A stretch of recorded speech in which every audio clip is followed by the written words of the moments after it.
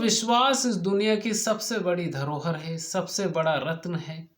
अगर विश्वास व्यक्ति पा जाता है तो दुनिया की हर चीज पा लेता है। अगर विश्वास खो देता है तो दुनिया की हर चीज वो खो भी देता है। एक महिला अपनी इज्जत, अपनी आबरू, अपना पैसा, अपनी दौलत सब कुछ उस व्यक्ति के ऊपर लुटा देती है।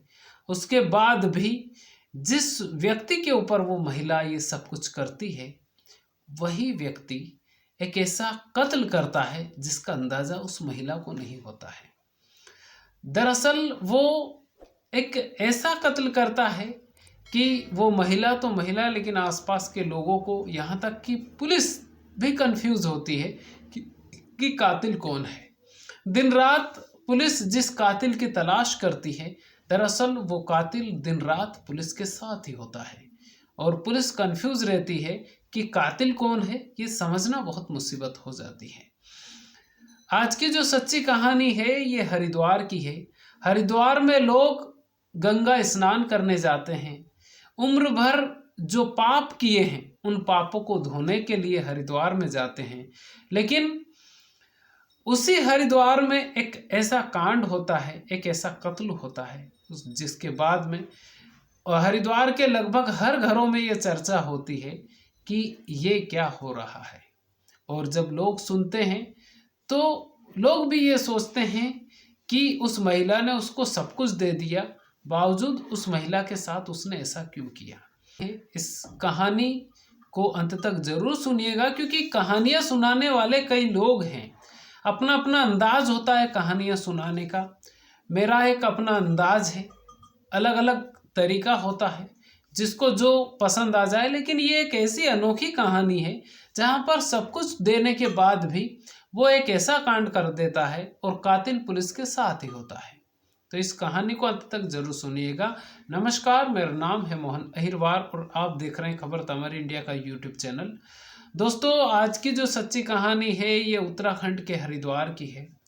हरिद्वार में हरिद्वार का जो कनखल क्षेत्र है वहाँ पर बैरागी कैंप है और बैरागी कैंप में एक 17 वर्षीय लड़के की लाश मिलती है। और लाश को जब पहली बार देखा जाता है तो पूरी तरह से, एक तरह से उसके साथ में बहुत ज़्यादा बर्बरता की गई। उसको पत्थरों से कुचला गया, गला दबाया गया और उसके बाद में उसको बैरागी कैंप में फेंका गया। लेकिन जब पुलिस लाश को अपने कब्जे में लेती है तो पुलिस उसका पोस्टमार्टम करवाती है। पोस्टमार्टम करवाने के बाद में पहली नज़र में ही होता है कि ये कत्ल किया गया है और बहुत बेकार तरीके से उस 17 वर्षीय लड़के को मारा गया है। जब पुलिस उस शव को पोस्टमार्टम करवाने के बाद में परिजनों को सौंप देती है, उसके बाद में छानबीन आगे बढ़ा देती है पुलिस। जब पुलिस पूछताछ सबसे पहले उस जिसका कत्ल होता है उसका नाम होता है यश कटारिया उर्फ कृष कटारिया, यानी यश कटारिया की मां संयोगिता कटारिया से पुलिस पूछताछ करती है। और पुलिस जब पूछताछ करती है तो संयोगिता कटारिया कहती है कि उसका बेटा, यानी ये जो कहानी है ये 31 दिसंबर 2023 के दिन ये कहानी शुरू हुई। तो 31 दिसंबर 2023 के दिन रात में संयोगिता का बेटा कृष घर से गायब होता है और घर से गायब होने के बाद में वो घर पर आता नहीं है, क्योंकि 31 की नाइट थी और 31 की नाइट में वो यानी नए साल में वो घर में नहीं पहुंचता है। तो घर जब नहीं पहुंचता है तो जो संयोगिता होती है वो पुलिस में कंप्लेन करवा देती है। जब पुलिस में कंप्लेन यानी गुमशुदगी की रिपोर्ट दर्ज करवाती है और उसमें एक व्यक्ति का नाम दर्ज करवाती है, उसका नाम होता है अमित कटारिया। अमित कटारिया के ऊपर शक वो जाहिर करती है कि उसके बेटे को गायब जिसने किया है उसका नाम है अमित कटारिया और अमित कटारिया के ऊपर प्रॉपर उसको संदेह था। लेकिन अमित कटारिया को जब पुलिस देखती है तो 1 तारीख से लेकर 4 तारीख तक लगातार अमित कटारिया पुलिस के साथ ही रहता है, उसकी छानबीन में वो साथ ही रहता है। क्योंकि जिस वक्त यश कटारिया गायब हुआ, यानी 31 तारीख के दिन वो गायब हुआ, उसके बाद में जब उसका शव मिला तो अमित कटारिया, क्योंकि रिश्ते में वो चचेरा भाई लगता था यश कटारिया का, और जब यश कटारिया गायब हुआ तो ढूंढते ढूंढते जहाँ पर उसकी डेड बॉडी मिली थी, वो डेड बॉडी बताने वाला भी अमित कटारिया ही होता है कि यहाँ पर ये डेड बॉडी मिली है। उसके बाद में पुलिस को नहीं बताते हैं, मतलब पुलिस को खबर नहीं करते, उससे पहले ही वो अस्पताल में लेकर चला जाता है अमित कटारिया। इतनी सब चीज़ें बातचीत साफ हो गई थी। लेकिन जब पुलिस अमित कटारिया से बातचीत करती है, उससे पूछताछ करती है, तो वो कहता है कि साहब, दिन रात मैं आपके साथ ही रह रहा हूँ और मैं ही आपका सहयोग भी कर रहा हूँ, बावजूद मेरे ऊपर शक किया गया है। तो क्यों किया गया है? लेकिन जब पुलिस उससे पूछताछ करती है तो पुलिस को उसके बोलचाल से, उसके हाव भाव से ये लग जाता है कि कहीं ना कहीं जो शक है वो सही है। फिर अच्छी खातिरदारी की जाती है अमित कटारिया की। उसके बाद में फिर अमित कटारिया अपना मुंह खोलता है। जब वो मुंह खोलता है तो संयोगिता कटारिया, जो उसकी माँ होती है यश कटारिया की, उसके भी पैरों तले की जमीन खिसक जाती है कि अमित कटारिया भी ऐसा कर सकता है। अमित कटारिया पुलिस को कहानी सुनाता है। वो कहता है कि आज से 14 साल पहले, यानी लगभग 14 से 15 साल पहले, संयोगिता कटारिया का पति, जिसका नाम था जितेंद्र कटारिया, जितेंद्र कटारिया हरिद्वार नगर निगम में जॉब करता था और जॉब करते हुए ही उसकी मृत्यु हो जाती है। जब उसकी मृत्यु हो जाती है तो उसकी जगह पर उसकी पत्नी को जॉब मिल जाती है, जिसका नाम होता है संयोगिता कटारिया। संयोगिता कटारिया को जब जॉब मिलती है तो आराम से वो कनखल क्षेत्र में, जहाँ पर उसका मकान था, वहाँ पर रह रही थी और वहाँ पर वो आराम से रह रही थी, बच्चों को भी पाल रही थी और जॉब भी नगर निगम में, क्योंकि नगर निगम की वो कर्मचारी बन गई थी। और हरिद्वार नगर निगम में जब वो कर्मचारी बनी तो अच्छा खासा पैसा भी आ रहा था, कोई दिक्कत नहीं थी। चाहे जितेंद्र चला गया था लेकिन उसकी जॉब थी तो उसकी जॉब पत्नी को मिल गई, इत्मीनान से सारी चीज़ें चल रही थी। लेकिन अमित कटारिया पड़ोस में ही रहता था और अमित कटारिया रिश्ते में एक तरह से भतीजा लग रहा था संयोगिता कटारिया का। अब पति तो था नहीं और संयोगिता कटारिया उस वक्त जवान ही थी और जवान होने के कारण खूबसूरत भी थी। तो अमित कटारिया और संयोगिता कटारिया दोनों की, वैसे तो इनका रिश्ता चाची भतीजा का था, लेकिन ये रिश्ता फिर धीरे धीरे प्यार में बदल गया और इन दोनों के बीच में प्यार होता है। प्यार होने के बाद में दोनों के रिश्ते बनते हैं। जब रिश्ते बनते हैं तो रिश्ते प्रगाढ़ होने लगते हैं, क्योंकि बच्चे छोटे थे और पति था नहीं। तो एक तरह से संयोगिता ने अमित कटारिया को ही पति बनाकर रखा और इस बात का जब अंदाजा आसपास के कॉलोनी वालों को हुआ तो कॉलोनी वालों ने भी इसका विरोध किया संयोगिता कटारिया की, तू सही नहीं कर रही है, गलत कर रही है, जितेंद्र तेरा पति ऐसा नहीं था और तू जो खानदान है उसकी इज्जत को तार तार कर रही है। तो ऐसे में जितेंद्र ने, जब जितेंद्र कटारिया इस दुनिया में था तो उसने मिसरपुर में, हरिद्वार के मिसरपुर में कुछ ज़मीन खरीद रखी थी। उस ज़मीन के ऊपर जो संयोगिता कटारिया है वो उस ज़मीन, जो मिसरपुर में जो ज़मीन खरीदी थी, उस ज़मीन के ऊपर, यानी कि जो प्लॉट खरीदा था उस प्लॉट के ऊपर ही एक मकान बनवाती है, और उस मकान का पूरा ठेका, पूरा देख रेख अमित कटारिया ही करता है। मकान बन जाता है, और बनने आज से 14 साल पहले की ये कहानी है। मकान बन जाता है क्योंकि वहाँ के कॉलोनी वाले उसका विरोध कर रहे थे, और संयोगिता और अमित कटारिया के रिश्ते का पता चल गया था, तो वहाँ के कॉलोनी वाले भी इसको थू कर रहे थे संयोगिता कटारिया को। अब ऐसे में ये संयोगिता कटारिया एक अलग मकान बनवाती है, उसकी पूरी देखरेख अमित कटारिया करता है। अमित कटारिया की देखरेख में मकान बन के तैयार हो जाता है। उसके बाद में कनखल क्षेत्र से संयोगिता कटारिया मिसरपुर में आकर रहने लग जाती है। अब यहाँ पर उसको फुल आज़ादी थी। अमित कटारिया कभी भी उसके घर में आता, कभी भी जाता, यहाँ तक कि वो खुद उसके घर में ही रहने लग गया। और एक तरह से इन दोनों के जो रिश्ते हैं वो पति पत्नी के जैसे रहे लगातार, क्योंकि बच्चे छोटे थे और नगर निगम में ये कर्मचारी थी।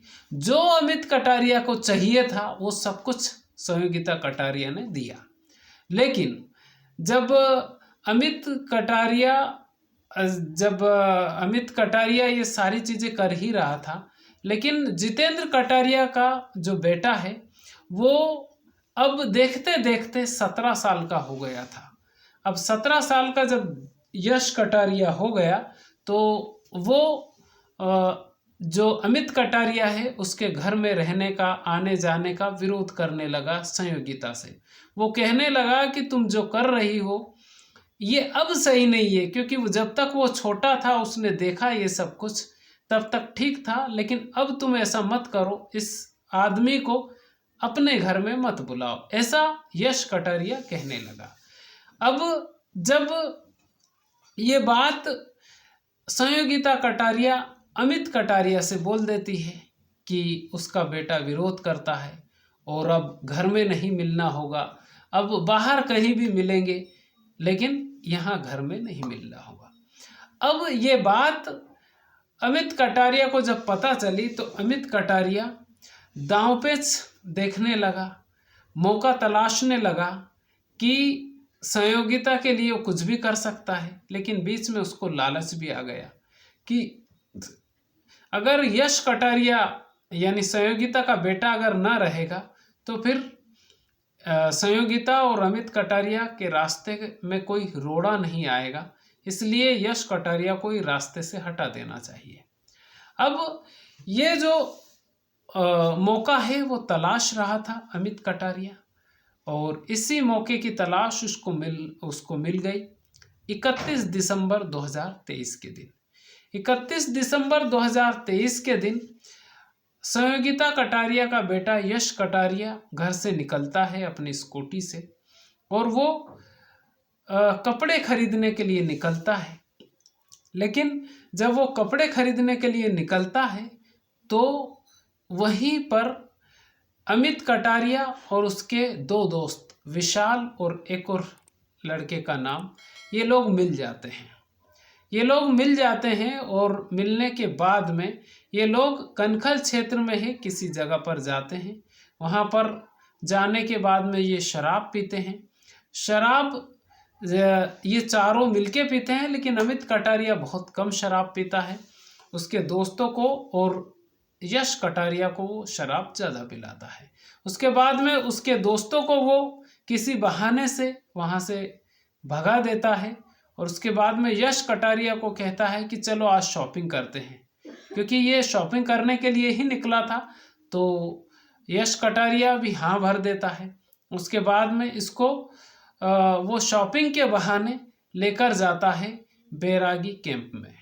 बैरागी कैंप में ले जाने के बाद में वहाँ पर फिर से वो शराब पिलाता है यश कटारिया को, और यश कटारिया को जब शराब पिलाता है तो जब शराब ज़्यादा हो जाती है उसके बाद में वो एक रस्सी से यश कटारिया का गला घोंट देता है। उसके बाद में यश कटारिया के सिर को वो पत्थरों से कुचलता है, और पत्थरों से कुचलने के बाद में उसकी लाश को वहीं पर बैरागी कैंप में ही नदी के किनारे फेंक कर, यानी गंगा के घाट पर ही वो फेंक कर घर आ जाता है। अब ये घर आता है लेकिन रात भर सोता नहीं है। जब ये घर आता है तो संयोगिता के पास ही जाता है, क्योंकि वो एक तरह से पति पत्नी की तरह ही रह रहे थे। तो वो संयोगिता के पास जाता है। उसके चप्पलों पर और पैंट पर ब्लड के निशान थे, और संयोगिता पूछती है कि ये ब्लड के निशान तुम्हारे इस पे कहाँ पर कैसे आ गए। तो वो कहता है कि उसने पान खाया था और ये पान की पिक है, और पान की पिक थूकते वक्त उसके पैरों पर आ गई थी, ये उसके निशान है। बात आई गई हो जाती है, लेकिन संयोगिता कटारिया का बेटा दिन में मिलता नहीं, मतलब रात भर वो आता नहीं है, और यश अमित कटारिया रात में सोता नहीं है, इसको नींद नहीं आती है। सुबह होती है, सुबह होने के बाद में संयोगिता कटारिया आसपास वालों से पूछती है, उसके यार दोस्तों से पूछती है, लेकिन कहीं भी यश कटारिया का पता नहीं चल पाता है। और जब पता नहीं चल पाता है तो वो फिर उसको डाउट होता है कि जो छींटे उसने देखे यश कटारिया अमित कटारिया के पैरों पर, चप्पलों पर और पैंट पर, वो ब्लड के निशान है, और ये अमित कटारिया झूठ बोल रहा है। यानी जिसको 14 साल से दिन रात संयोगिता जिसके साथ रह रही है, उसी के ऊपर अब डाउट होने लगा उसको कि उसके बेटे का कातिल हो ना हो अमित कटारिया ही है। जब अमित कटारिया के ऊपर ये इल्ज़ाम वो लगाती है, आरोप लगाती है, तो उसके बाद में फिर अमित कटारिया ही खोजबीन में भी लगता है यश कटारिया की, कि जहाँ भी गए चलो खोजते हैं। तो संयोगिता और उसके कुछ लोग यश कटारिया को ढूंढते हैं, और बहुत सारी जगहों पर, बहुत घाटों पर जाते हैं वो ढूंढने के लिए हरिद्वार में। लेकिन वो अमित कटारिया ही बैरागी कैंप में भी लेकर जाता है, और बैरागी कैंप में ले जाने के बाद में वो कहता है कि देखिए ये यहाँ पर यश की लाश पड़ी हुई है और उसके साथ बहुत गलत किया गया है।